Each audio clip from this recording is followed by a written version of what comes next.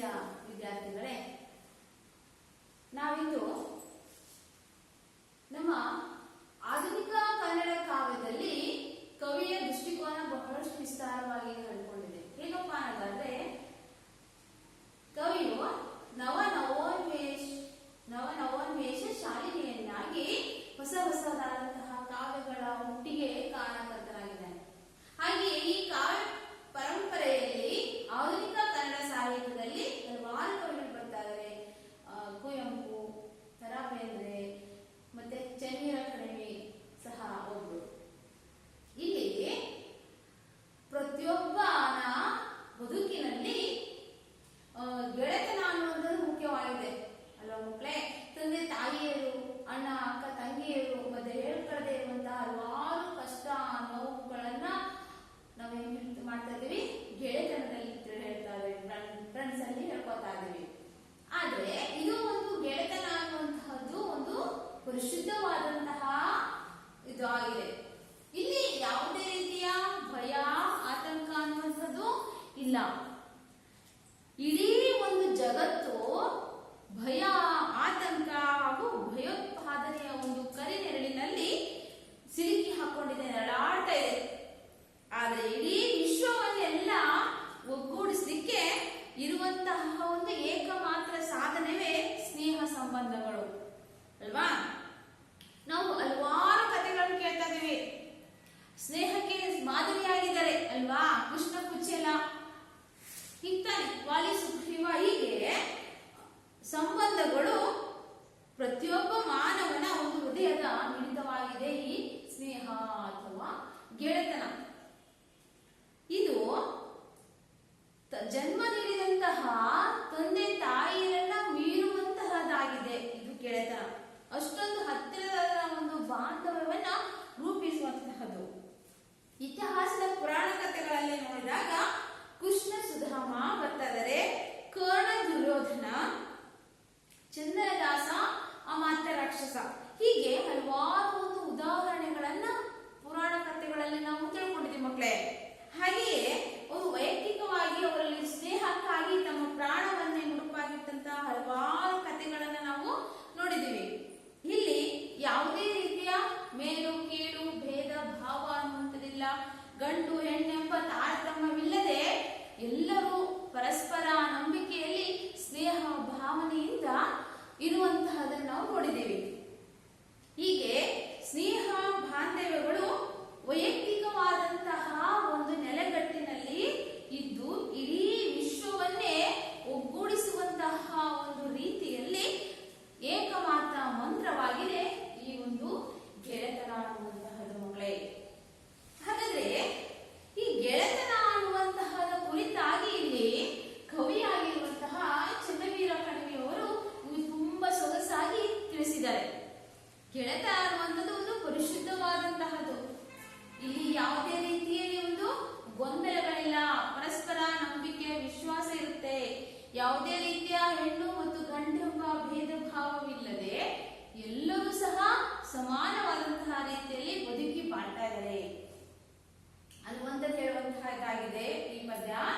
ಹಾಗಾದ್ರೆ ಮಕ್ಕಳೇ, ನಾವಿಂದು 8ನೇ ತರಗತಿಯಲ್ಲಿರುವಂತಹ ಪದ್ಯ 3 ಗೆಳೆತನ ಅನ್ನುವಂತಹ ಪದ್ಯವನ್ನ ಕವಿ ಚೆನ್ನವೀರ ಕಣವಿಯವರು ರಚಿಸಿದ್ದಾರೆ.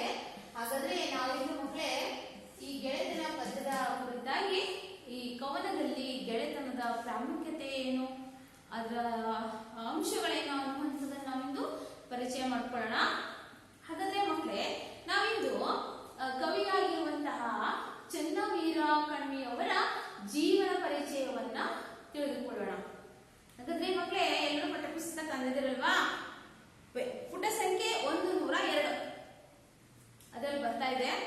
ನಾವು ಅದರಲ್ಲಿ ಕವಿ ಪರಿಚಯವನ್ನು ನೋಡೋಣ.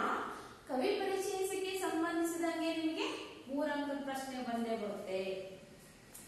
ಅವಾಗಲೇ ನಾನು ಕ್ಲಾಸ್ ಮಾಡುವಾಗ ಹೇಳ್ತಾ ಇರ್ತೀನಿ, ಇವಾಗಲೇ ಹಾಗೆ ಹೇಳ್ತೀನಿ. ಈಗ ನೋಡೋಣ, ನಾವು ಓದ್ತಾ ಇದ್ದೀನಿ ಕವಿ ಪರಿಚಯವನ್ನ ಎಲ್ಲರೂ ಗಮನವಿಟ್ಟು ಕೇಳಿಸ್ಕೊಳ್ಳಿ.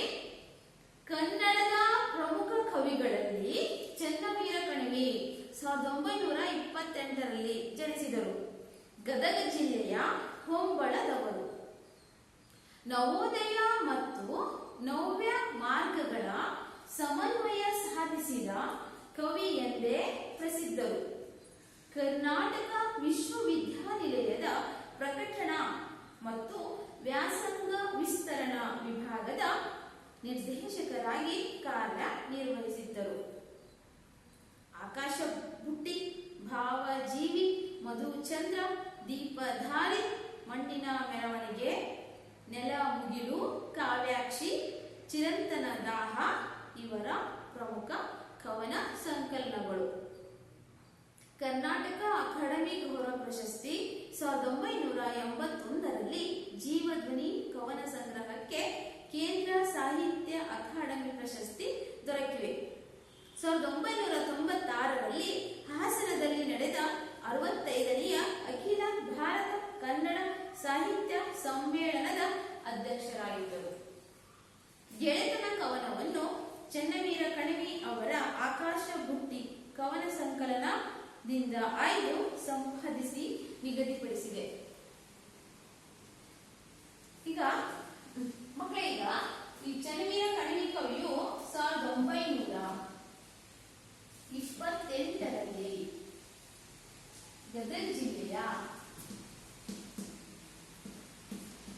ಗದಗ ಜಿಲ್ಲೆಯ ಹೊಂಬಳದಲ್ಲಿ ಜನಿಸಿದರು.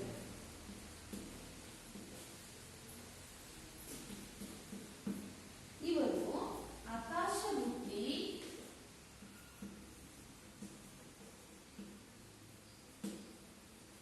ಭಾವಜೀವಿ,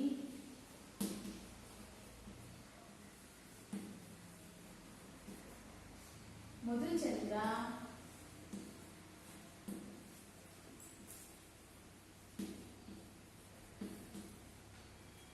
ಕಾವ್ಯಾಕ್ಷಿ ಮೊದಲಾದ ಕೃತಿಗಳನ್ನು ರಚಿಸಿದ್ದಾರೆ.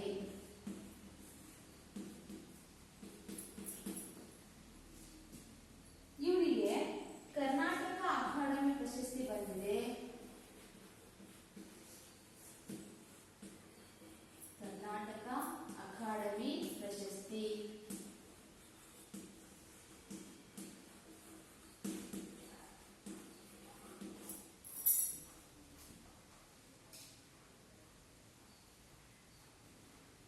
ಇಷ್ಟು ಕೇಂದ್ರ ಸಾಹಿತ್ಯ ಅಕಾಡೆಮಿ ಪ್ರಶಸ್ತಿಯು ಸಹ ಇವರಿಗೆ ಲಭಿಸಿದೆ. ಈ ಪ್ರಸ್ತುತ ಈ ಪದ್ಯದ ಆಖರ ಗ್ರಂಥ ಆಕಾಶ ಬುಟ್ಟಿ ಎನ್ನುವಂತಹ ಕವನ ಸಂಕಲನದಿಂದ ಆಯ್ಕೆ ಮಾಡಿಕೊಳ್ಳಲಾಗಿದೆ.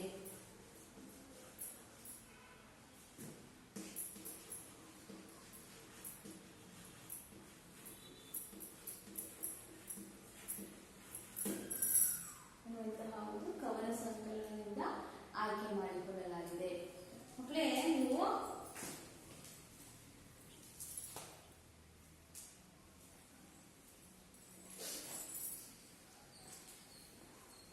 ಈ ಕವಿ ಪರಿಚಯವನ್ನ ತಿಳ್ಕೊಂಡ್ರಲ್ವಾ?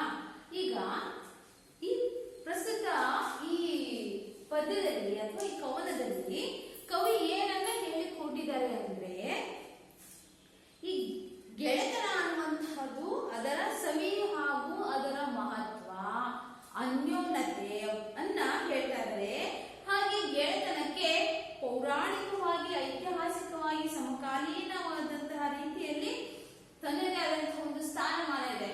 ಕೃಷ್ಣ ಕುಚೇಲರು ಬಾಲ್ಯದಲ್ಲಿ ಅವರು ಸ್ನೇಹಿತರು.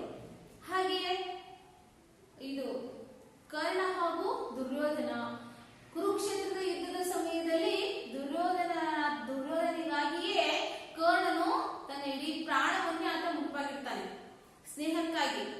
ಹಾಗೆಯೇ ಇವರಿಬ್ಬರ ಒಂದು ಗೆಳೆತನದ ವೈಯಕ್ತಿಕ ಒಂದು ನೆಲೆಯಲ್ಲಿ ಇಡೀ ವಿಶ್ವವೇ ಮೆಚ್ಚುವಂತಹ ರೀತಿಯಲ್ಲಿ ಹಲವಾರು ಪುರಾಣ ಕಥೆಗಳಲ್ಲಿ ಅವರ ಸ್ನೇಹ ಅನ್ನುವಂಥದ್ದನ್ನ ನೋಡ್ತಾ ಇದ್ದೀವಿ. ಇಲ್ಲಿ ಯಾವುದೇ ರೀತಿಯ ಭೇದ ಭಾವವಿಲ್ಲದೆ, ಎಲ್ಲ ಹೆಣ್ಣು ಹಾಗೂ ಗಂಡು ಎಂಬ ಭೇದ ಭಾವ ಇಲ್ಲದೆ, ಮೇಲು ಕೀಳು ಎನ್ನದ ರೀತಿಯಲ್ಲಿ ಸ್ನೇಹ ಅನ್ನುವಂಥದ್ದು ಇದೆ ಅಲ್ವಾ? ಹಾಗಾದ್ರೆ ಆ ಸ್ನೇಹ ಒಂದು ಪರಿಶುದ್ಧವಾದಂತಹದಾಗಿದೆ ಅನ್ನುವಂಥದ್ದನ್ನ ಇಂದು ಕವಿಯಲ್ಲಿ ಈ ಗೆಳೆತನ ಪದ್ಯದಲ್ಲಿ ಹೇಳ್ತಾ ಇದ್ದಾರೆ. ಹಾಗಾದ್ರೆ ಮಕ್ಕಳೇ ನೋಡೋಣ, ಈಗ ಈ ಪದ್ಯದ ಒಂದು ಆಡಿಯೋ ತುಣುಕನ್ನ ನಿಮಗೆ ಕೇಳಿಸ್ತಾ ಇದೆ, ನೀವು ಅದನ್ನ ಸರಿಯಾಗಿ ಕೇಳಿಸ್ಕೊಳ್ಳಿ.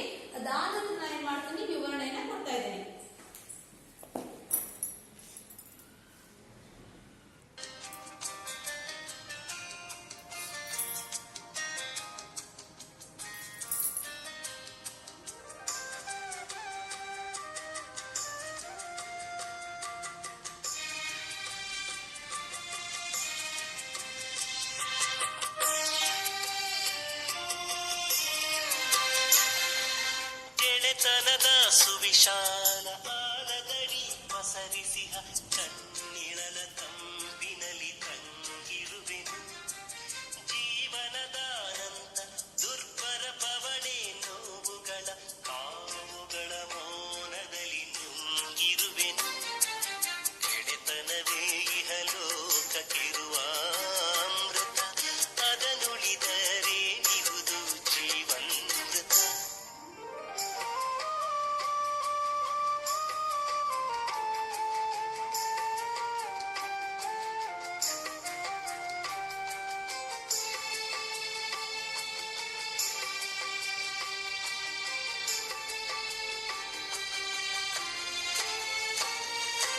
ಇಲ್ಲಿ ವಂಚನೆಯಿಲ್ಲ ಚಂಚಲತೆ ಇನಿತಿಲ್ಲ ಮೇಲು ಕೀಳುಗಳೆಂಬ ಭೇದವಿಲ್ಲ ಅಹಮಿಕೆಯ ನೆವಮಿಲ್ಲ ದ್ವೇಷ ಗುಣಮಣಮಿಲ್ಲ ಸಣ್ಣತನ ಸಂಕೋಚ ಮೊದಲಿಗಿಲ್ಲ ಮನವು ಬಾನಗಲ ಎದೆ ತಿಳಿಗೊಳದಲು ಭಾವ ಶುದ್ಧ ಸ್ಫಟಿಕ ಬೆಳದಿಂಗಳು ಗೆಳೆತನದ ಸುವಿಶಾಲ ಆಲದಡಿ ಪಸರಿಸಿಹ ಕಣ್ಣಿಳಲ ತಂಪಿನಲಿ ತಂಗಿರುವೆನು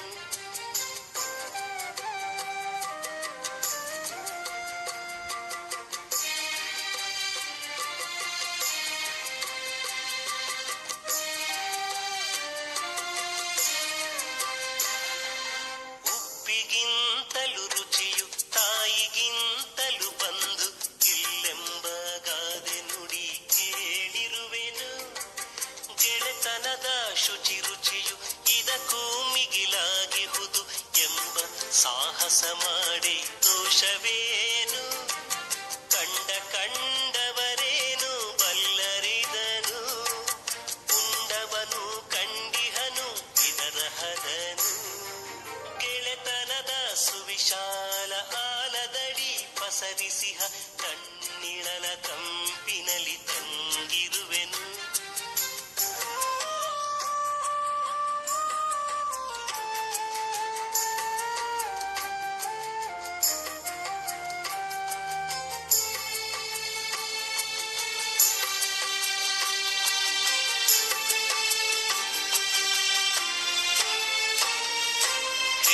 ಹೇಗೋ ಹೆಗಲು ಗೊಟ್ಟು ಬಂದಿಹ ಕುರ್ಪು ಆಗು ಹೋಗುಗಳಿಂಗೆ ಬಾಗದಂತೆ ಸುಖಕ್ಕೆ ಸಂತಸ ಪಟ್ಟು ದುಃಖದಲ್ಲಿ ಸಹಭಾಗಿಯಾಗಿ ಜೀವನ ರಸದ ಪಾಕದಂತೆ ಸರಸ ವಿರಸವನೆಲ್ಲ ಅಪ್ಪು ಕೈದು ಬಾಳುವರು ಗಂಧದೊಲು ಜೀವತೆಯಿದು ಗೆಳೆತನದ ಸುವಿಶಾಲ ಆಲದಡಿ ಪಸರಿಸಿಹ ಕಣ್ಣಿಳಲ ತಂಪಿನಲಿ ತಂಗಿರುವೆನು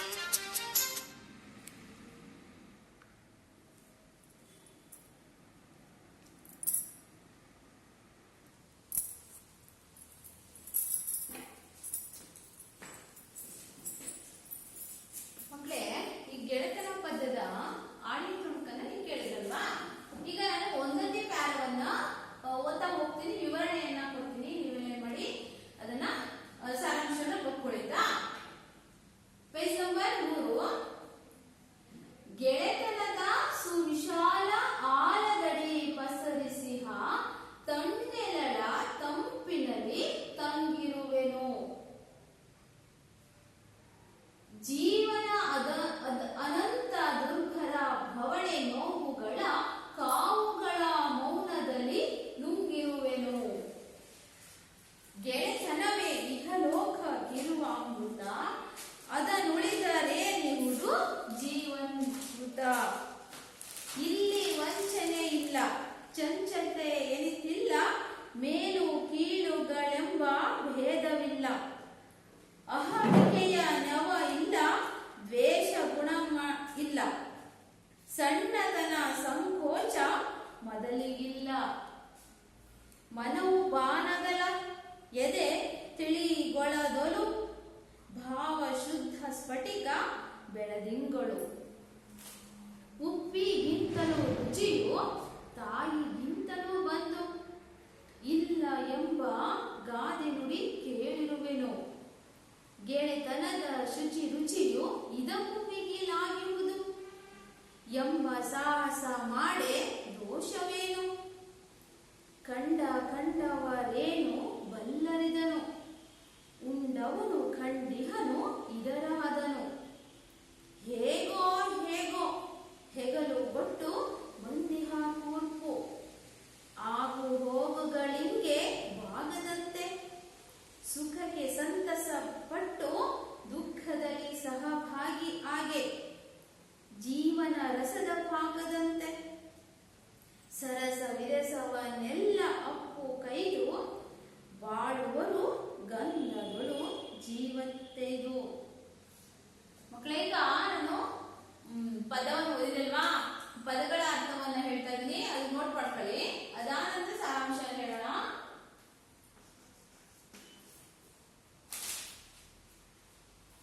ಅಪ್ಪು ಕೈ,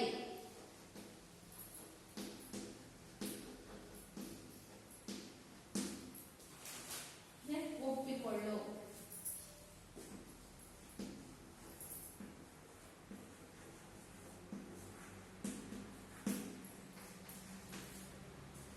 ಅಹಮಿಕೆ, ಅಹಂಕಾರ, ಕೂರ್ಪು ಅಂದ್ರೆ ಒಲವು,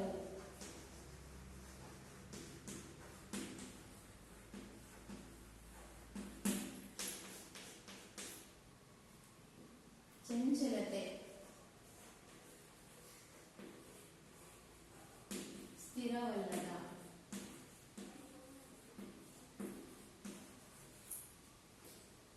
ತಂಗು, ಇಳಿದುಕೋ,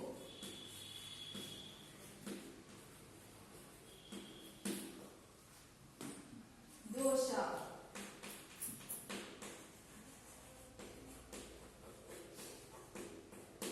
ತಪ್ಪು,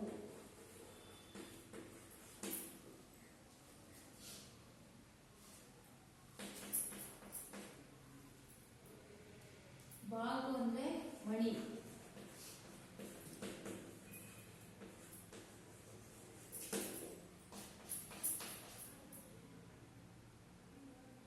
ಮಿಗಿಲು ಅಂದ್ರೆ ಶ್ರೇಷ್ಠ,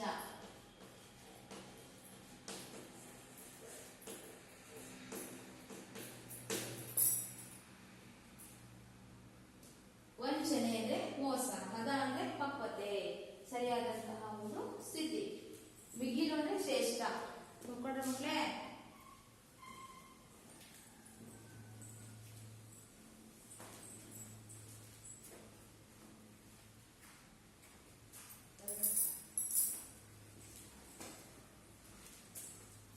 ಬರ್ಕೊಂಡ್ರೆ ಮಕ್ಕಳೇ, ಈಗ ನೆಕ್ಸ್ಟ್ ನೋಡೋಣ. ಈಗಾಗಲೇ ನೀವು ಪದ್ಯವನ್ನು ಕೇಳಿದ್ರಲ್ವಾ, ಓದಿದೆ ನಾನು. ನೀವು ಅನ್ಕೊಂಡಿರ್ಬೋದು ಗೆಳೆತನ ಅನ್ನುವಂಥದ್ದು ಹೇಗೆ ಅನ್ನುವಂಥದ್ದನ್ನ ಕವಿಯಲ್ಲಿ ಹೋಲಿಸಿದ್ದಾರೆ. ಈ ಒಂದನೇ ಪ್ಯಾರಲ್ಲಿ ಏನ್ ಹೇಳ್ತಿದ್ದಾರೆ ಕವಿ, ಚೆನ್ನವೀರ ಕಣ್ಣೂರು ಅಂತ. ಈಗ ಮಕ್ಕಳು ನೀವು ಪದ್ಯವನ್ನು ಕೇಳಿ ಅನ್ಕೊಂತ ಇರ್ಬೋದು, ನಾವು ಬಾಲ್ಯದಿಂದಲೇ ನೀವು ಕೆಲವೊಬ್ರು ಸ್ನೇಹಿತರ ಜೊತೆಗೆ ಇರ್ತಿದ್ರಲ್ವಾ, ಸ್ನೇಹ ಅನ್ನುವಂಥದ್ದು ಹೇಗಿತ್ತು ಅನ್ನುವಂಥದ್ದು ಅನುಭವ ನಿಮ್ಗೆ ಆಗಿದೆ ಅಂತ ಅನ್ಕೊಂಡಿದ್ದೇನೆ. ಸ್ನೇಹ ಫ್ರೆಂಡ್ಶಿಪ್ ಅಲ್ಲಿ ಅವ್ರು ಏನೇ ಕೇಳಿದ್ರು ವಸ್ತು ಕೇಳಿದ್ರು ನೀವೆಲ್ಲ ಕೊಡ್ತಾ ಇರ್ತೀರಿ. ತಂದೆ ತಾಯಿ ಅಂತ ಹೇಳ್ಕೊಳ್ದೇ ಇರುವಂತಹ ಹಲವಾರು ನೋವುಗಳನ್ನ ನೀವೇನ್ ಮಾಡ್ತೀರಿ, ಸಂತೋಷಗಳನ್ನ ಫ್ರೆಂಡ್ಸ್ ಅಲ್ಲಿ ಗೆಳೆಯರಲ್ಲಿ ಹೇಳ್ಕೊತಾ ಇರ್ತೀರಾ. ಹಾಗೆ ಗೆಳೆತನದಲ್ಲಿ ಯಾವುದೇ ರೀತಿ ಅನ್ನುವಂಥದ್ದು ಇರೋದಿಲ್ಲ ಅನ್ನುವಂಥದ್ದನ್ನ ಹೇಳ್ತಿದ್ದಾರೆ ಅಂತ ನೋಡೋಣ. ಈಗ ಗೆಳೆತನ ಅನ್ನುವಂಥದ್ದೇನು ಅಂದ್ರೆ ಅದು ವಿಶಾಲವಾದಂತಹ ಒಂದು ಆಲದ ಮರ. ನಿಮ್ಮ ಮನೆಯಲ್ಲೆಲ್ಲ ರಸ್ತೆಗಳೆಲ್ಲ ಆಲದ ಮರ ನೋಡಿರ್ತೀರಾ ಅಲ್ವಾ, ಈ ಪಠ್ಯಪುಸ್ತಕದಲ್ಲಿದೆ 101ನೇ ಪೇಜಲ್ಲಿ ಅವಾಗಲೇ ಚಿತ್ರ ತೋರಿಸಿದಲ್ವಾ. ಈ ಗೆಳೆತನ ಅನ್ನುವಂಥದ್ರಲ್ಲಿ ದೊಡ್ಡದಾದಂತಹ ಒಂದು ವಿಶಾಲವಾದಂತಹ ಒಂದು ಆಲದ ಮರ ಇದೆ. ಆ ಆಲದ ಮರದಲ್ಲಿ ಹರಡ್ಕೊಂಡಿದೆ ದೊಡ್ಡದಾಗಿರುವಂತಹ ಆಲದ ಮರ. ಹೇಗೆ ಇದು ವಿಶಾಲವಾದಂತಹ ಒಂದು ಮನಸ್ಥಿತಿ ಆ ಗೆಳೆಯರಲ್ಲಿ ಇರುತ್ತೆ ಅಂತ. ಹೇಗಿರುತ್ತೆ, ಆಲದ ಮರ ಕೆಳಗೆ ತಂಪು ಇರುತ್ತಲ್ವಾ, ತಂಪು ನೆರಳು ಹೇಗಿರುತ್ತೋ ಹಾಗೆ ತಂಪಾದ ಅನುಭವ ಅನ್ನುವಂಥದ್ದು ಈ ಗೆಳೆತನದಲ್ಲಿ ಗೆಳೆಯರಲ್ಲಿ ಇರುತ್ತೆ. ತಣ್ಣೆರಳ ತಂಪಿನಲ್ಲಿ ತಂಗಿರುವೆನು, ತಂಪಾದಂತಹ ನೆರಳಿನಲ್ಲಿ ನಾನು ಇದೀನಿ ಅಂತ ಏನಾಗುತ್ತೆ ನೋಡಿ, ಭಾವಚಿತ್ರ ಇದೆ, ಒಂದು ಆಲದ ಮರ ಇದೆ. ಅವಾಗ ತೋರಿಸಿದಲ್ಲ ಮಕ್ಕಳೇ ನಾನು, ಇಲ್ಲಿದೆ ನೋಡಿ, ಟೆಕ್ಸ್ಟ್ ಬುಕ್ ಅಲ್ಲಿ ಇದೆ ಅಲ್ವಾ, ಇದರಲ್ಲಿ ವಿಶಾಲವಾದಂತಹ ಒಂದು ಆಲದ ಮರ ಇದೆ. ಅದ್ರ ಕೆಳಗೆ ಲೇಖಕರು ಇದ್ದಾರೆ ನೋಡಿ, ವಿಶಾಲವಾದ ಆಲದ ಮರ, ಅಲ್ಲಿ ಎಲ್ಲ ಫ್ರೆಂಡ್ಸ್ ಇದ್ದಾರೆ, ಗೆಳೆಯರು. ಯಾವುದೇ ರೀತಿಯ ಭೇದ ಭಾವ ಮೇಲು ಕೀಳು ಅನ್ನದೇ ಎಲ್ಲರೂ ಒಂದು ಭ್ರಾತೃತ್ವದಿಂದ ಏನ್ ಮಾಡಿದ್ದಾರೆ, ಸಂತೋಷದಿಂದ ಅವರಿದ್ದಾರೆ, ಗೆಳೆತನ. ಹೀಗೆ ಆ ಗೆಳೆತನವನ್ನ ಆಲದ ಮರಕ್ಕೆ ಕವಿಯಲ್ಲಿ ಹೋಲಿಸಿದ್ದಾರೆ. ನೋಡೋಣ ಈಗ ಏನ್ ಹೇಳ್ತಾ ಇದ್ದಾರೆ ಕವಿ ಎನ್ನುವಂಥದ್ದು ಮುಂದೆ. ಇಂತಹ ಒಂದು ವಿಶಾಲವಾದಂತಹ ಆ ಒಂದು ಆಲದ ಮರದಲ್ಲಿ ತಂಪಾದ ನೆರಳಿರುತ್ತೆ. ಆ ಒಂದು ತಂಪಾದ ನೆರಳಿನಲ್ಲಿ ನಾನಿರುವೆನು. ಜೀವನದ ಅನಂತ, ಜೀವನ ಅಂದ್ರೆ ಕಷ್ಟ, ನೋವು, ಸುಖ, ಸಂತೋಷ, ದುಃಖಗಳು ಇದ್ದೇ ಇರುತ್ತೆ. ಈ ಒಂದ್ 5 ನಿಮಿಷ ಹೀಗಿದ್ದೀವಿ ಅಂದ್ರೆ ಇನ್ನೊಂದು 5 ನಿಮಿಷ ಹಾಗಿರ್ಲಿಕ್ಕೆ ಸಾಧ್ಯ ಇಲ್ಲ ನಾವು. ಹಾಗೆಯೇ ಜೀವನ ಅನಂತ ವಿಶಾಲವಾದಂತಹ ಅದು ಜೀವನ. ಅಲ್ಲಿ ಅನೇಕ ನೋವುಗಳು, ಕಷ್ಟಗಳು, ಭಾವನೆಗಳು ಇರುತ್ತೆ. ಅವುಗಳೆಲ್ಲವನ್ನ ನಾವು ಮೌನವಾಗಿದ್ದು ನುಂಗ್ಕೊತೀವಿ.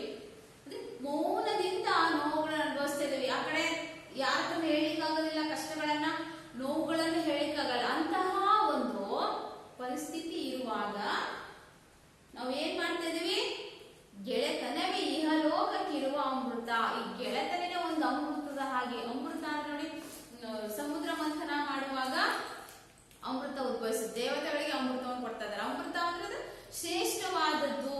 ಅದನ್ನ ಸೇವಿಸಿದ್ರೆ ಮರಣ ಅನ್ನುವಂಥದ್ದೇ ಇರೋದಿಲ್ಲ. ಹಾಗೆಯೇ ಅಮೃತಕ್ಕೆ ಇಲ್ಲಿ ಕವಿ ಗೆಳೆತನವನ್ನ ಹೋಲಿಸಿದ್ದಾರೆ.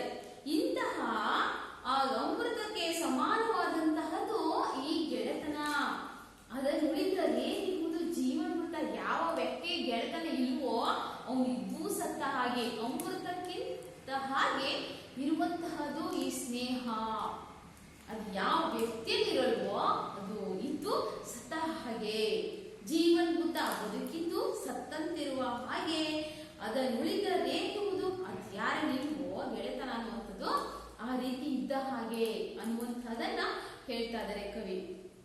ಹಾಗಾದ್ರೆ ಈ ಗೆಳೆತನ ಅನ್ನುವಂಥದ್ದು ಅನೇಕ ನೋವುಗಳು, ಕಷ್ಟಗಳಿದ್ರು ಅದನ್ನ ನೋವನ್ನು ನುಂಗ್ಕೊಂಡು ಏನ್ ಮಾಡ್ತೀವಿ, ಗೆಳೆತನ ಮೌನದಲ್ಲಿ ನುಂಗಿರುವೆನು. ಹಾಗೆಯೇ ಈ ವಿಶಾಲವಾಗಿದೆ ಗೆಳೆತನ ಅನ್ನುವಂಥದ್ದು. ಆಲದ ಮರ ವಿಶಾಲವಾಗಿ ತನ್ನ ಎಲ್ಲ ಹರಡ್ಕೊಂಡಿದೆಯೋ ಹಾಗೆ ವಿಶಾಲವಾಗಿ ಗೆಳೆತನ, ಸ್ನೇಹ ಅನ್ನುವಂಥದ್ದು ಇದೆ ಅಂತ ಇಲ್ಲಿ ಕವಿ ಹೇಳ್ತಾ ಇದ್ದಾನೆ. ನೆಕ್ಸ್ಟ್ 2ನೇ ಪ್ಯಾರದಲ್ಲಿ ಏನ್ ಹೇಳ್ತಾರೆ ನೋಡೋಣ ಮಕ್ಕಳೇ.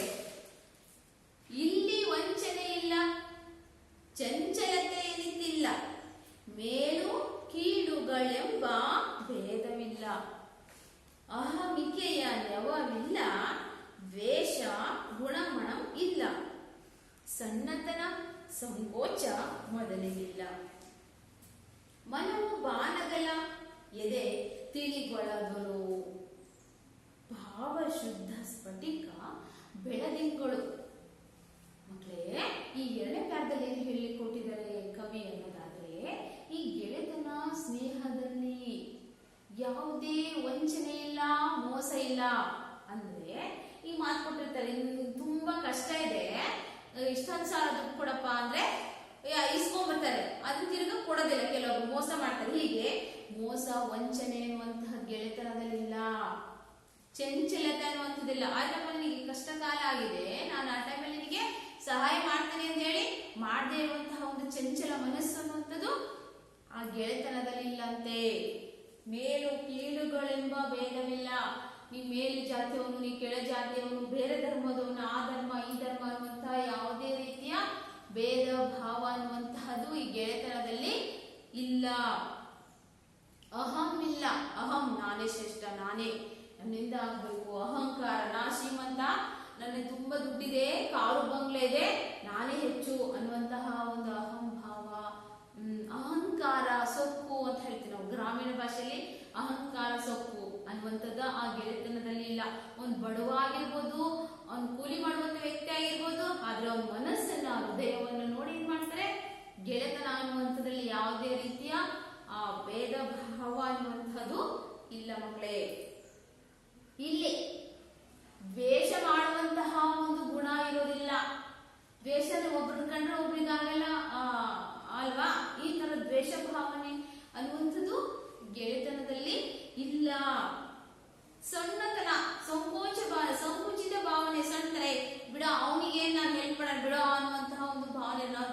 ಶ್ರೀಮಂತನಿದ್ದಾನೆ, ನಾನು ಅವನಿಗೆ ಹೆಲ್ಪ್ ಮಾಡಲು, ಅವನು ಕೆಲಸ ಯಾಕೆ ನಾ ಮಾಡ್ಕೊಳ್ಳೋ, ಅವನಿಗೆ ಸಹಾಯ ಮಾಡಲಿ ಅನ್ನುವಂತಹ ಒಂದು ಭೇದ ಭಾವ, ಸಣ್ಣತನ ಅನ್ನುವಂಥದ್ದು ಅವರಲ್ಲಿ ಇರಲ್ಲ.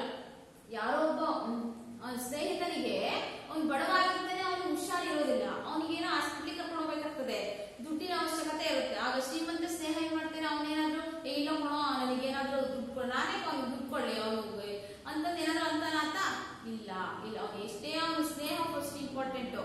ಅವ್ನು ಏನ್ ಮಾಡ್ತಾನೆ, ತನ್ನ ಕೈಲಿರುವಂತ, ತನ್ನ ಹೆಸರಿನಲ್ಲಿರುವಂತ ಬೈಕು ಸಹ ಮಾಡಿ ಅವನ ಫ್ರೆಂಡಿಗೆ ಏನ್ ಮಾಡ್ಬೋದು, ಸಾಲವನ್ನ ಮಾಡಿ ಸಹಾಯವನ್ನ ಮಾಡ್ಬೋದು. ಇಂತಹ ಒಂದು ಮನೋಭಾವನೆ ಇರುತ್ತೆ. ನಾನು ಯಾಕೆ ಅದನ್ನ ಸಹಾಯ ಮಾಡಿ ಅನ್ನುವಂತ ಒಂದು ಸಣ್ಣತನ ಅನ್ನುವಂಥದ್ದು ಆ ಸ್ನೇಹದಲ್ಲಿ ಇರುವುದಿಲ್ಲ. ಮೊದಲಿಗಿಲ್ಲ, ಯಾವುದೇ ಕಾರಣಕ್ಕೂ ಇಲ್ಲ, ಇರದೇ ಇಲ್ಲ. ಮನೋಬಾನಗಳ ಅವರೆಲ್ಲರ ಮನಸ್ಸು ಹೇಗಿರುತ್ತೆ ಮಕ್ಕಳೇ?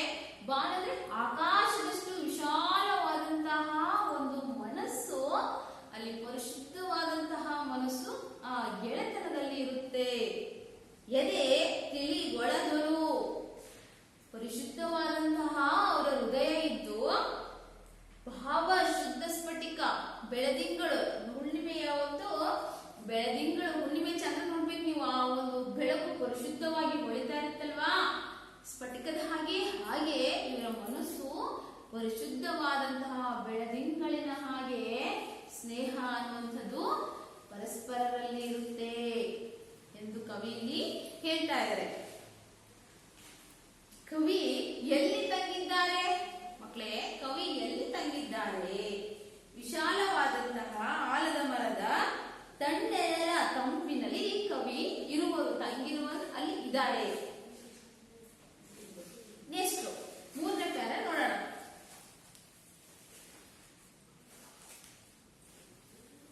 ಉಪ್ಪಿಗಿಂತಲೂ ರುಚಿಯು ತಾಯಿಗಿಂತಲೂ ಬಂದು, ಇಲ್ಲ ಎಂಬ ಗಾದೆ ನುಡಿ ಕೇಳಿರುವೆನು, ಗೆಳೆತನವಾದ ಶುಚಿ ರುಚಿಯು ಇದಕ್ಕೂ ಮಿಗಿಲ ಎಂಬುದು, ಎಂಬ ಸಾಹಸ ಮಾಡೇ ದೋಷವೇನು, ಕಂಡವರೇನು ಬಲ್ಲರಿದನು, ಉಂಡವನು ಕಂಡಿಹನು ಇದರ ಹದನು. ಮಕ್ಕಳೇ, ನಾವು ಇಲ್ಲಿ ಒಂದು ಗಾದೆ, ತಾಯಿಗಿಂತ ಬಂಧುವಿಲ್ಲ, ಉಪ್ಪಿಗಿಂತ ರುಚಿ ಇಲ್ಲ ಅನ್ನುವಂಥ ಗಾದೆ ಮಾತಾಡಿದೆ. ಹಾಗೆಯೇ ಅಡಿಗೆ ರುಚಿ ಆಗ್ಬೇಕು ಅಂದ್ರೆ ಉಪ್ಪು ಅವಶ್ಯಕವಾಗಿ ಬೇಕೇ ಬೇಕು. ಸರಿಯಾದ ಪ್ರಮಾಣದಲ್ಲಿ ನಾವು ಉಪ್ಪನ್ನ ಅಡಿಗೆಗೆ ಹಾಕಿದಾಗ ಅದು ರುಚಿ ಬರುತ್ತೆ. ಹಾಗೆಯೇ ಒಂದು ಬಂಧು ಇರಬೇಕು, ಸಂಬಂಧಿಕರಲ್ಲಿ ಬಂಧುಗಳು, ಅಣ್ಣ ತಮ್ಮಂದ್ರ, ಅಕ್ಕ ತಂಗಿ, ಅಜ್ಜ ಅಜ್ಜಿ, ಮುತ್ತಾತ, ಮಾವ, ಸೊಸೆಯಂದ್ರು, ಹೀಗೆ ಬಂಧುಗಳು ಇರ್ಬೇಕಂದ್ರೆ ಯಾರು? ತಾಯಿ ಶ್ರೇಷ್ಠ ಅಲ್ವಾ? ತಾಯಿ ಇದ್ದಾಗ ಮಾತ್ರ ಏನೋ ಬಂಧುಗಳಿರ್ಲಿಕ್ಕೆ ಸಾಧ್ಯ. ಹಾಗೆಯೇ ತಾಯಿ ಪ್ರಮುಖ ಪಾತ್ರ ವಹಿಸ್ತಾರೆ. ತಾಯಿಯೇ ದೇವರು ಅಂತ ಹೇಳ್ತೀವಿ. ಹಾಗೆ ಎನ್ನುವಂತಹ ಈ ಎಲ್ಲವೆಂಬ ಗಾದೆ ಕೇಳಿರುವೇನೋ, ಅದನ್ನ ತಾಯಿಯ ಒಂದು ಪ್ರೀತಿ ವಿಶ್ವಾಸವನ್ನ ಅನುಭವಿಸಿದವರಿಗೆ ಗೊತ್ತು ತಾಯಿಯ ಮಹತ್ವ ಏನು ಅನ್ನುವಂಥದ್ದು ಅಲ್ವಾ? ನೋಡಿ, ಪ್ರಪಂಚದಲ್ಲಿ ಕೋಟಿ ಎಷ್ಟೋ ಅನಾಥರಿದ್ದಾರೆ. ಅವ್ರು ಏನ್ ಮಾಡಲ್ಲ, ತಂದೆ ತಾಯಿ ಇಲ್ಲದೆ ಏನ್ ಮಾಡ್ತಿದ್ದಾರೆ, ಬದುಕ್ತಿದ್ದಾರೆ. ಅವರು ತಂದೆ ತಾಯಿ ಪ್ರೀತಿ ಬಯಸ್ತಾ ಇದ್ದಾರೆ ಅಲ್ವಾ? ಈಗ ನೋಡಿ, ಕೆಲವೊಂದ್ ಕಡೆ ತಂದೆ ತಾಯಿ ಎಲ್ಲರೂ ಇದ್ರೆ ಏನ್ ಮಾಡ್ತಾರೆ, ಮಕ್ಕಳು ಅವರನ್ನ ಚೆನ್ನಾಗಿ ನೋಡ್ಕೊಳ್ಳೋದೇ, ಪೋಷಿಸಿ ಅವರನ್ನ ಏನ್ ಮಾಡ್ತಾರೆ, ಮನೆಯಿಂದ ಹೊರಗೆ ಹಾಕ್ತಾರೆ, ತಾಯಿಗಳನ್ನ ಚೆನ್ನಾಗಿ ನೋಡ್ಕೊಳ್ಳೋದಿಲ್ಲ. ಇದೇ ತಾನೇ ವಿಚಿತ್ರ ಪ್ರಪಂಚ ಅಂದ್ರೆ.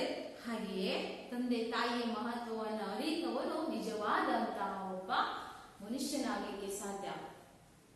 ಆದ್ರೆ ಚಿಕ್ಕದನ್ನು ಯಾಕೆ ಯೋಚನೆ ಮಾಡ್ತಾ ಇಲ್ಲ ಇಂದಿನ ಮಕ್ಕಳು? ನಾವು ಒಂದಲ್ಲ ಒಂದು ಹಂತಕ್ಕೆ ಬಂದಾಗ ನಾವು ಸಹ ತಂದೆ ತಾಯಿಗಳಾಗ್ತೀವಿ, ನಮಗೂ ಆ ಸ್ಥಾನದಲ್ಲಿ ನಾವು ಬರ್ತೀವಿ ಅನ್ನುವಂತಹ ಒಂದು ಚಿಕ್ಕ ಒಂದು ಕಲ್ಪನೆ ಎನ್ನುವಂಥದ್ದು ಇಂದು ಮಾನವನಿಗೆ ಆಗದೇ ಇರುವಂತಹ ಒಂದು ದೊಡ್ಡ ದುರಂತ ಆಗಿದೆ. ಹಾಗೆಯೇ ಇಲ್ಲಿ ಉಪ್ಪಿಗಿಂತಲೂ ರುಚಿ, ಅದು ಸರಿಸಮಾನವಾಗಿರುವಂತಹದ್ದು ಈ ಒಂದು ಗೆಳೆತನ. ಈ ಗೆಳೆತನದ ರುಚಿಯು ಇದಕ್ಕೂ ಮಿಗಿಲಾಗುವುದು, ಇದಕ್ಕಿಂತ ಶ್ರೇಷ್ಠವಾಗಿರುವಂತಹದ್ದು ಈ ಗೆಳೆತನದ ರುಚಿ. ಅಂದ್ರೆ ರುಚಿ ಅಂದ್ರೆ ಅದರ ಅನುಭವ ಅಂತ ಅರ್ಥ. ಎಂಬ ಸಾಹಸ ಮಾಡಿ ದೋಷವೇನು? ಇದರಲ್ಲಿ ಯಾವುದೇ ರೀತಿಯಲ್ಲಿ ದೋಷ ಅನ್ನುವಂಥದ್ದು ಆ ಗೆಳೆತನದಲ್ಲಿ ಇಲ್ಲ ಮಕ್ಕಳೇ. ಉಪ್ಪಿಗಿಂತಲೂ ಶ್ರೇಷ್ಠ, ತಾಯಿಗಿಂತಲೂ ಶ್ರೇಷ್ಠ, ಅಷ್ಟು ಶ್ರೇಷ್ಠವಾದಂತಹದ್ದು ಈ ಗೆಳೆತನ. ಇದರಲ್ಲಿ ಯಾವುದೇ ರೀತಿಯಲ್ಲಿ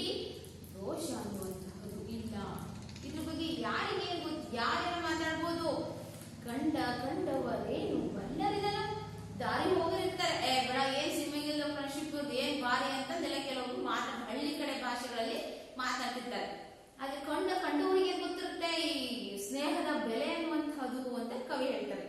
ಉಂಡವನು ಖಂಡಿಹನು ಇದರ ಅದನು.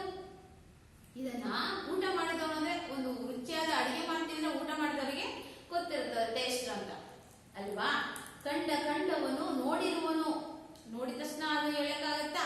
ಆ ಅನುಭವವನ್ನ ಅಂತ ಒಳ್ಳೆಯ ಒಂದು ಸ್ನೇಹ ಹೊಂದಿದಂತಹ ವ್ಯಕ್ತಿಗಳಿಗೆ ಮಾತ್ರ ಅದು ಗೊತ್ತು. ಅದ ಸರಿಯಾದಂತಹ ಒಂದು ಸ್ಥಿತಿ. ಅಡಿಗೆಯನ್ನ ಮಾಡುವಾಗ ಸರಿಯಾದ ಪ್ರಮಾಣದಲ್ಲಿ ನಾವು ಅವೆಲ್ಲ ವಸ್ತುಗಳನ್ನು ಹಾಕಿದಾಗ ಒಂದು ಸರಿಯಾದ ರುಚಿ ಅನ್ನುವಂಥದ್ದು ಬರುತ್ತೆ.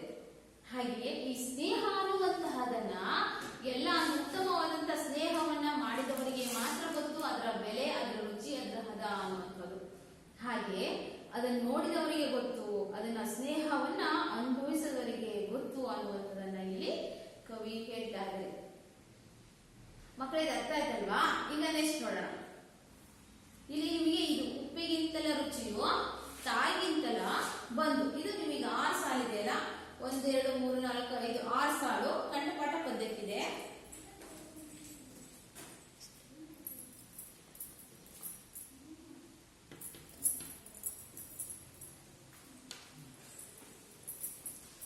ನೆಕ್ಸ್ಟ್ ನೋಡೋಣ.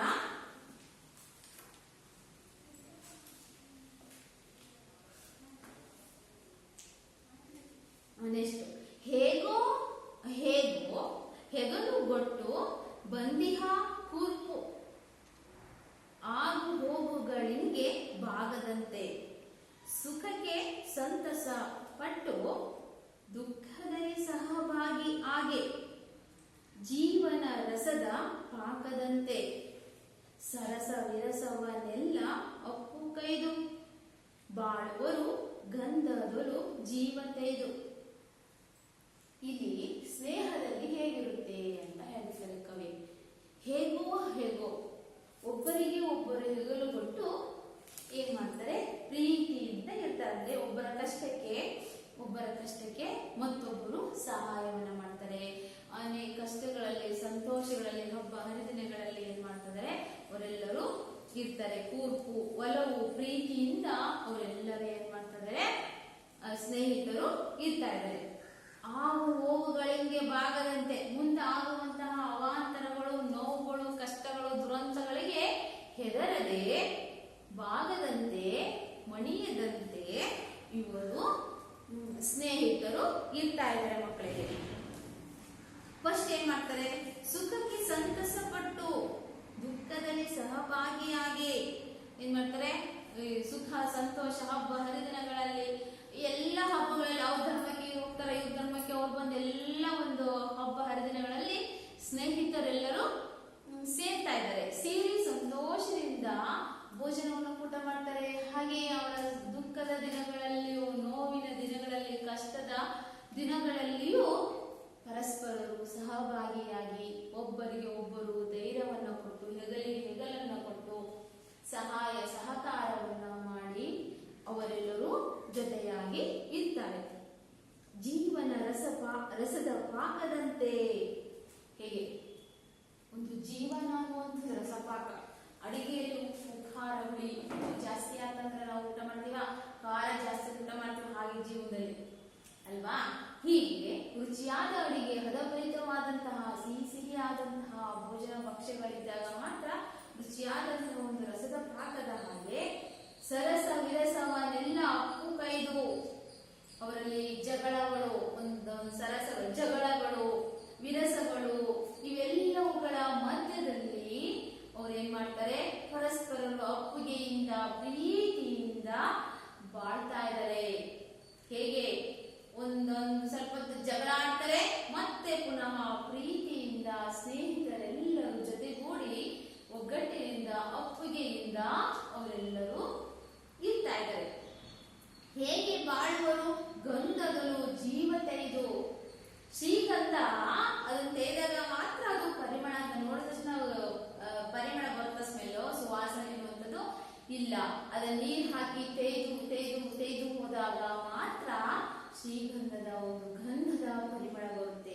ಹಾಗೆಯೇ ಸ್ನೇಹ ಅನ್ನುವಂಥದ್ದು ಹಾಗೆ ಗಂಧದ ಹಾಗೆ ಪರಿಮಳಯುಕ್ತವಾಗಿರುವಂತಹದ್ದಾಗಿದೆ. ತೆಗೆದು ಅನೇಕ ಕಷ್ಟ ಭಾವನೆಗಳನ್ನ ಆ ಸ್ನೇಹಿತರಲ್ಲಿ ಪರಸ್ಪರರು ಸಹಾಯ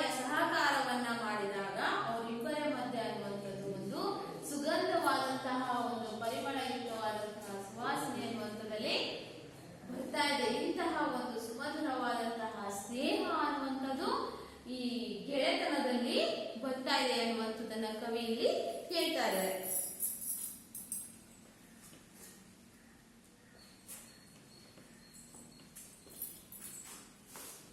ಹಾಗೆಯೇ ಈ ತರ ಗೆಳೆತನ ಅನ್ನುವಂಥದ್ದು ಸುವಿಸ್ತಾರವಾದಂತಹ ಒಂದು ವಿಶಾಲವಾದಂತಹ ಆಲದ ಮರದಲ್ಲ ಹಾಗೆ ಶುದ್ಧವಾಗಿದೆ ಅಲ್ವಾ.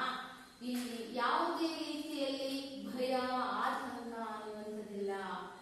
ಇವರು ಇಲ್ಲಿ ಯಾವುದೇ ಒಂದು ಕಷ್ಟಗಳನ್ನ ನೋವುಗಳನ್ನ ತಾಳಲಾಗದ ನೋವುಗಳನ್ನ ಮೌನದಲ್ಲಿ ನುಂಗಿ ಸಂತೋಷದಿಂದ ಇರ್ತಾರೆ. ಪರಸ್ಪರರಲ್ಲಿ ಅಮೃತಕ್ಕಿಂತ ಶ್ರೇಷ್ಠ ಅಮೃತದ ಹಾಗೆ ಇವರ ಸ್ನೇಹ ಅನ್ನುವಂಥದ್ದು ಇರುತ್ತೆ ಮಕ್ಕಳೇ.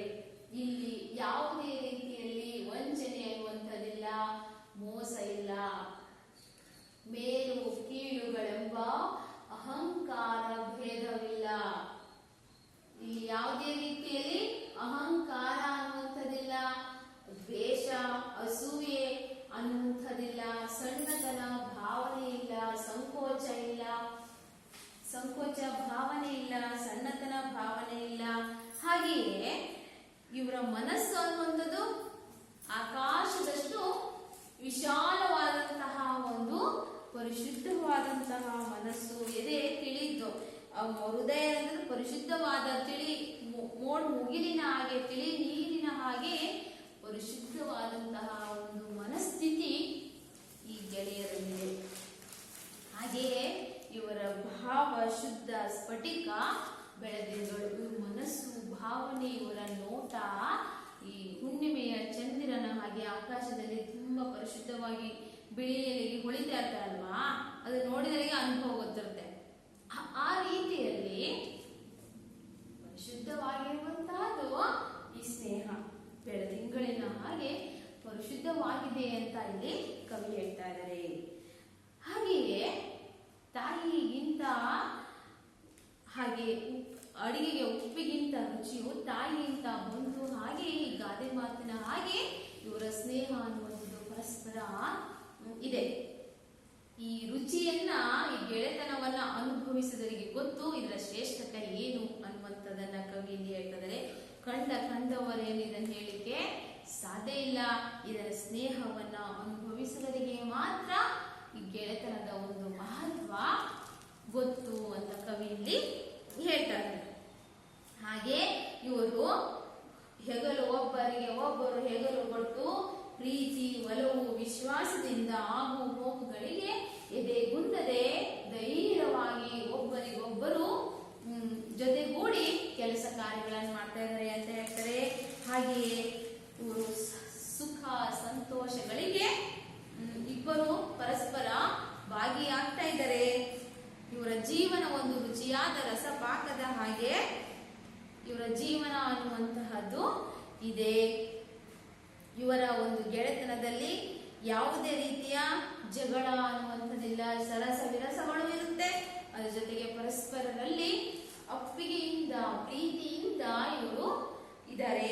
ಹಾಗಾದ್ರೆ ಇವರನ್ನ ಗಂಧವನ್ನ ತೆಗೆದಾಗ ಹೇಗೆ ಬೆಲೆ ಬರುತ್ತೋ ಹಾಗೆಯೇ ಗಂಧದ ಹಾಗೆ ಇವರು ಪರಿಮಳಯುಕ್ತವಾಗಿರಲಿ, ಸುವಾಸನೆ ಭರಿತವಾದಂತಹ ಒಂದು ಪರಿಶುದ್ಧವಾದಂತಹ ಸ್ನೇಹ ಈ ಗೆಳೆತನದಲ್ಲಿದೆ ಎಂದು ಕವಿ ಹೇಳ್ತಾ ಇದ್ದಾರೆ.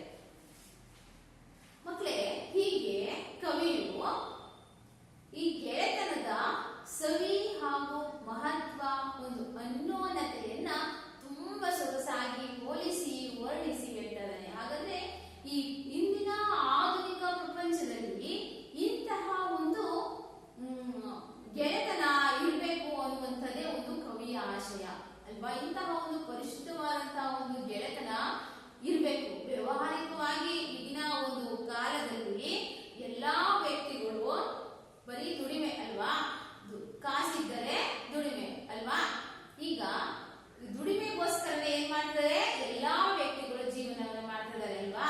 ಹಾಗೆಯೇ ಅದರ ಅಡಿಯಲ್ಲಿ, ಅದ್ರ ಜೊತೆಯಲ್ಲಿ, ಪಕ್ಕದಲ್ಲಿ ಇಟ್ಟು ಸ್ವಲ್ಪನಾದ್ರೂ ನಾವು ಇಂತಹ ಒಂದು ಪರಿಶುದ್ಧವಾದಂತಹ ಗೆಳೆತನವನ್ನ ನಮ್ಮಲ್ಲಿ ಇರಬೇಕು ಅನ್ನುವಂಥದ್ದು ಇಲ್ಲಿ ಕವಿ ಬಯಸ್ತಾ ಇದ್ದಾರೆ. ಹೀಗೆ ಇಂತಹ ಒಂದು ಈ ಸ್ನೇಹ ಸಂಬಂಧಗಳು ಪುರಾಣ ಕಥೆಗಳಿಂದ ಕೃಷ್ಣ ಹೀಗೆ ಇಂತಹ ಒಂದು ಈ ಪರಿಶುದ್ಧವಾದ ಸ್ನೇಹ ಇಡೀ ಈ ಸಮಾಜದಲ್ಲಿ ಇರಬೇಕು ಅನ್ನುವಂಥದ್ದೇ ಒಂದು ಕವಿಯ ಆಶಯವಾಗಿದೆ. ಹಾಗಾದ್ರೆ ಮಕ್ಕಳೇ, ಈಗ ಪದ್ಯವೆಲ್ಲರೂ ಅರ್ಥ ಆಯ್ತು. ಈಗ ನೆಕ್ಸ್ಟ್ ನೋಡೋಣ, ಈ ಪದ್ಯ ಭಾಗದಲ್ಲಿ ಯಾವ ತರ ಪ್ರಶ್ನೆಗಳನ್ನು ಕೇಳ್ತಾ ಇದ್ದಾರೆ ಅನ್ನುವಂಥದ್ದು. ನೀವೇನ್ ಮಾಡ್ಬೇಕೀಗ, ಈ ಕಂಠಪಾಠ ಪದ್ಯವನ್ನ ಎಲ್ಲರೂ ಕಲಿಬೇಕು. ಅದಾದ ನಂತರ ನಾಳೆ ದಿನ ನನ್ನ ಕ್ಲಾಸಲ್ಲಿ ಕೇಳ್ತಾ ಇದ್ದೀನಿ, ಕಂಠಪಾಠ ಪದ್ಯಕ್ಕೆ ನಿಮಗೆ ಪರೀಕ್ಷೆಯಲ್ಲಿ 4 ಅಂಕದ ಪ್ರಶ್ನೆ ಬರುತ್ತೆ. ಯಾವ್ದಪ್ಪ ಅಂತ ಇನ್ನೊಂದು ಹೇಳ್ತೀನಿ. Page number 101ರಲ್ಲಿದೆ. ಉಪ್ಪಿಗಿಂತಲೂ ರುಚಿಯು ತಾಯಿಗಿಂತಲೂ ಬಂದು, ಇಲ್ಲೆಂಬ ಗಾದೆ ನುಡಿ ಕೇಳಿರುವೆನು, ಗೆಳೆತನದ ರುಚಿಯು ಇದಕ್ಕೂ ಮಿಗಿಲಾಗಿರುವುದು ಎಂಬ ಸಾಹಸ ಮಾಡೇ ದೋಷವೇನು, ಕಂಡವರೇನು ಬಲ್ಲರಿದನು, ಉಂಡವನು ಕಂಡಿಗನು ಇದರ ಹಲ್ಲು. ಇದನ್ನ ನೀವೇನ್ ಮಾಡ್ಬೇಕಾಗುತ್ತೆ ಮಕ್ಕಳೇ, ಕಂಠಪಾಠ ಪದ್ಯವನ್ನು ಬರೀಬೇಕಾಗ್ತದೆ. ಕಲಿಬೇಕು. ಕಲಿತು ಸ್ವಲ್ಪ ಅಕ್ಷರ ಪದಗಳು ತಪ್ಪ ಇರದ ಹಾಗೆ ನೀವು ಬರೆದಾಗ ಪರೀಕ್ಷೆಯಲ್ಲಿ ಅಂಕಗಳು ಚೆನ್ನಾಗಿ ಬರುತ್ತೆ. ಈಗ ಮಕ್ಕಳೇ, ನಾನು ಗೃಹಪಾಠವನ್ನು ಕೊಡ್ತೀನಿ, ಎಲ್ಲ ಬರ್ಕೊಳ್ಳಿ. ಗೃಹಪಾಠ ಒಂದನೇ ಪ್ರಶ್ನೆ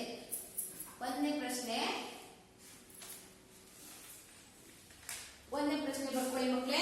ಕವಿ ಎಲ್ಲಿ ತಂಗಿದ್ದಾರೆ?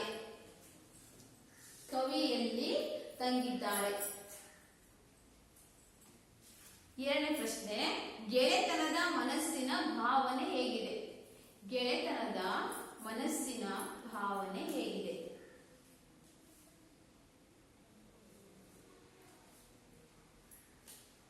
ನೆಕ್ಸ್ಟ್ ಪ್ರಶ್ನೆ, ಗೆಳೆತನದಲ್ಲಿ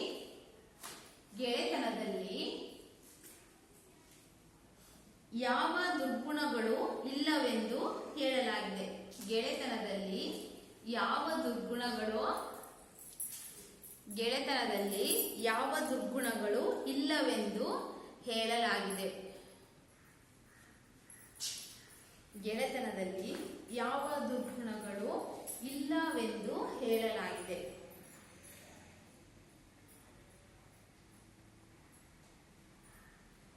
ನೆಕ್ಸ್ಟ್, ಗೆಳೆಯರು ಹೇಗೆ ಬಾಳುತ್ತಾರೆ?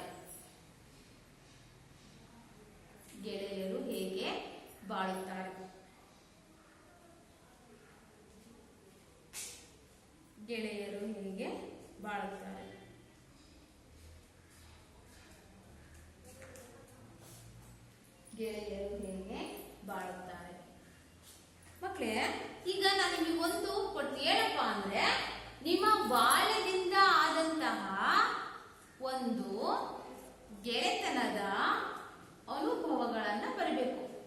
ಬಾಲ್ಯದಿಂದ ಅಂದ್ರೆ ನೀವು ಚಿಕ್ಕವರಿರುವಾಗ ಬಾಲ್ಯಾವಸ್ಥೆಯಲ್ಲಿ ಗೆಳೆತನ ಒಂಥರ ಇರುತ್ತೆ ಅಲ್ವಾ?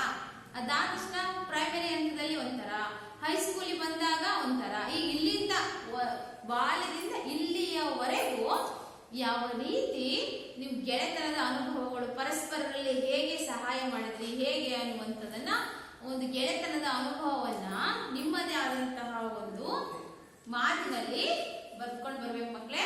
ಹಾಗಾದ್ರೆ ಇದುವರೆಗೂ ನಾವು ಈ ಗೆಳೆತನ ಪದ್ಯದಲ್ಲಿ ಅದರ ಒಂದು ಮಹತ್ವ, ಅದು ಹೇಗೆ ಇತ್ತು ಪದ್ಯ, ಅದರಲ್ಲಿ ಅವ್ರ ಗೆಳೆಯರಲ್ಲಿರುವಂತಹ ವಿಶ್ವಾಸ, ಇವೆಲ್ಲ ಅಂಶಗಳನ್ನ ತಿಳ್ಕೊಂಡ್ವಿ. ಮುಂದಿನ ತರಗತಿಯಲ್ಲಿ ಇನ್ನು ಬೇರೆ ಪದ್ಯ ಭಾಗವನ್ನು ಒಂದು ತಿಳ್ಕೊಳ್ಳೋಣ. ಧನ್ಯವಾದಗಳು ಮಕ್ಕಳೇ.